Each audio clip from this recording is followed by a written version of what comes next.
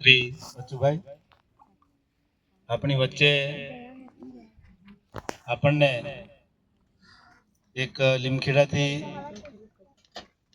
બે શબ્દો કહેવા માટે, સમજ આપવા માટે, જ્ઞાન આપવા માટે પધારેલા અને આ સમાજની અંદર હર હંમેશ કામ કરતા એવા અને નિવૃત્ત આચાર્ય સાહેબ શ્રી માવી સાહેબ, આ ગામના અને ગામ પર ગામ જઈને સત્સંગ કરે અને લોકોને સારા માર્ગ તરફ વાળનાર એવા દીપાભાઈ ભગત, અહીંયા જનજાતિ કલ્યાણ આશ્રમ ગુજરાત, આમ તો આખા દેશ લેવલે જનજાતિ આશ્રમ ચાલે છે, પણ ગુજરાતમાં અને લીમખેડા તાલુકામાં જેઓ દાહોદ જિલ્લામાં મંત્રી તરીકે ફરજ બજાવે છે અને અત્યારે શિક્ષક તરીકે કામ કરે છે એવા સનુભાઈ ભભોર સાહેબ, અહીંયા ચીલાપટા, દાદા, ખેરિયા અને કથોલિયા ચારે ચાર ગામના સરપંચશ્રીઓ, તાલુકા સભ્યશ્રીઓ, સંતો, મહંતો, ભાઈઓ બહેનો, ગ્રામ પંચાયતના સભ્યશ્રીઓ, આપ સર્વે આ વિરાટ હિન્દુ સંમેલન કે નામ સાંભળ્યું બધાએ, આપણે દરેક જગ્યાએ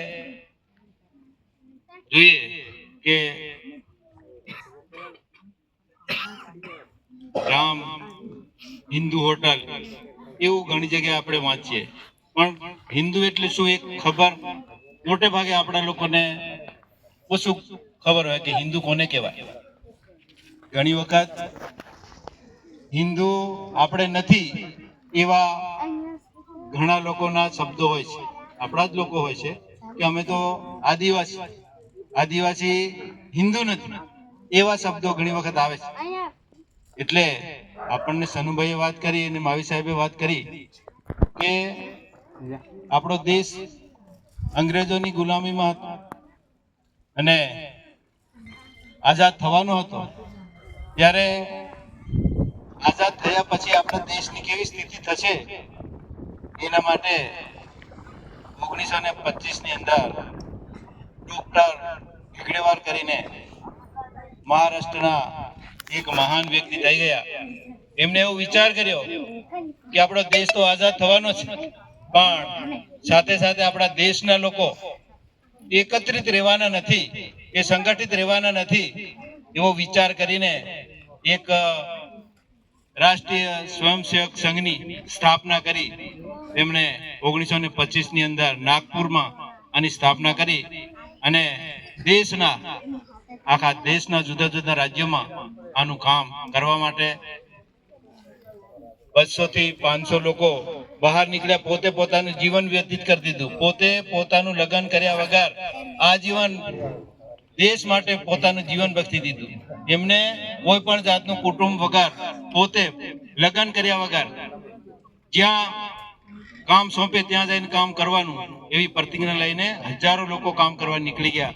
અને આજે એને 100 વર્ષ પૂરા થયા.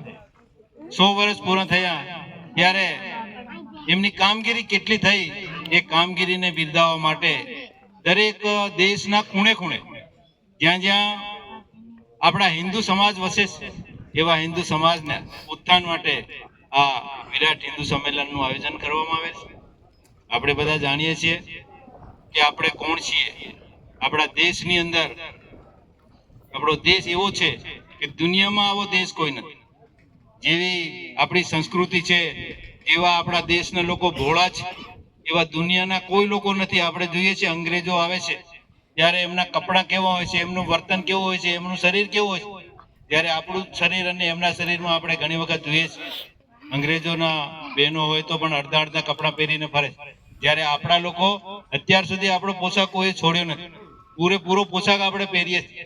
એટલે આપણી સંસ્કૃતિને આપણે જાળવી રાખી, આપણી સંસ્કૃતિ, મૂળ સંસ્કૃતિને આપણે સાચવી રાખી છે. એટલા માટે આપણે મહાન છીએ. આપણે ગામડામાં જે લોકો વસે છે એ ગામડાના લોકોએ આપણી જે સંસ્કૃતિ હતી એને સાચવવાનું કામ કર્યું છે. નદીઓ, વૃક્ષો આ બધાને સાચવવાનું કામ આપણા લોકોએ જ કરેલું છે. બાકી બહારના અંગ્રેજો આવ્યા ને આપણા દેશની ચટણી કરી નાખી. એમને બધું જ આપણા દેશની જે સમૃદ્ધિ હતી એ સમૃદ્ધિ બધી એમના દેશમાં લઈ ગયા અને આપણને બિલકુલ ગુલામ બનાવી દીધેલા અને ગરીબ બની ગયેલા. એટલે ધીરે ધીરે આઝાદી મળી અને 78 વર્ષ થયા છે ત્યારે ધીરે ધીરે આપણે આગળ આવી રહ્યા છીએ. આપણે લોકશાહી આપણું જ રાજ આપણે ધારીએ જ કરી શકીએ છીએ. એમાં બીજા દેશના જે નિયમો ઠોકી બેસાડે એવું આપણે ત્યાં નથી. આપણા દેશના લોકો લોકશાહી રીતે કાનૂન બનાવે છે અને એ કાનૂન પ્રમાણે આપણે ચાલીએ છીએ. તો આ હિન્દુ ધર્મને ટકાવી રાખવા માટે આપણે હર હંમેશ આપણી પોતાની ફરજ સાચવી રાખવાની છે કે હું એક હિન્દુ ધર્મમાં જન્મ લીધો છે અને આજીવન હું હિન્દુ ધર્મ પાળીશ અને આજુબાજુ કોઈને પણ આપણા ધર્મની વિરુદ્ધ જવા નહીં દઉં એવી આપણે બધાએ પ્રતિજ્ઞા લેવાની છે. આપણે સુરક્ષિત છીએ એટલા માટે કે આપણા સૈનિકો રાત દિવસ આપણી બોર્ડરો ઉપર આપણું રક્ષણ કરી રહ્યા છે. આપણું રક્ષણ કરનાર નહીં હોય તો ફરી પણ આપણા દેશ ઉપર ચડાઈ થઈ જાય. અત્યારે આજુબાજુના બધા દેશોની અંદર એટલા બધા તોફાનો ચાલી રહ્યા છે કે અંદરો અંદર ખૂબ લડાઈઓ ચાલી રહી છે, અંદરો અંદર લડાઈ મરી રહ્યા છે. પણ આપણા દેશની અંદર એટલી બધી શાંતિ છે તો આપણે પણ એ શાંતિને સાચવી રાખવા માટે હર હંમેશ પ્રયત્ન કરીએ. જ્યાં જ્યાં આપણને બોલાવવામાં આવે આપણા હિન્દુત્વના નામે ત્યાં આપણે હાજરી આપીએ અને બધા મળીને વિકાસ કરવો હોય તો બધા સર્વ મળીને વિકાસ કરી શકાય. એકબીજાના પગ ખેંચવાથી માવી સાહેબે કીધું તેમ કે આપણે બધા આ જમીન છે, આ જળ છે, આ વૃક્ષ છે એની જાળવણી કરવાની આપણી બધાની ફરજ છે. આટે ધડ વૃક્ષો નહીં કાપી નાખવા જોઈએ. આટે ધડ આપણે પાણીનો પણ દુરુપયોગ ન કરવો જોઈએ, એનો પણ સદુપયોગ કરવો જોઈએ એવી પ્રતિજ્ઞા આજે આપણે લેવાની છે. આપ સર્વે અત્યારે અહીંયા પધાર્યા છે